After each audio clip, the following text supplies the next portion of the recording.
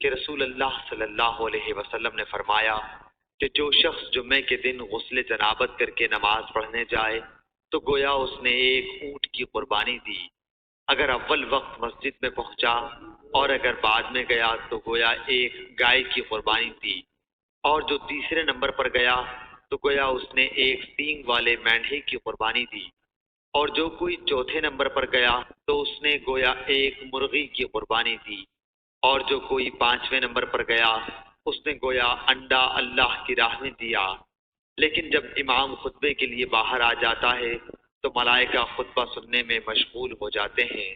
صحیح بخاری حدیث نمبر 881۔ سالم بن عبداللہ نے بیان کیا، انہوں نے اپنے والد عبداللہ بن عمر رضی اللہ تعالیٰ عنہ سے سنا، وہ فرماتے تھے کہ میں نے رسول اللہ صلی اللہ علیہ وسلم سے سنا کہ تم میں سے جو شخص جمعہ پڑھنے آئے تو غسل کرے۔ صحیح بخاری حدیث نمبر 894۔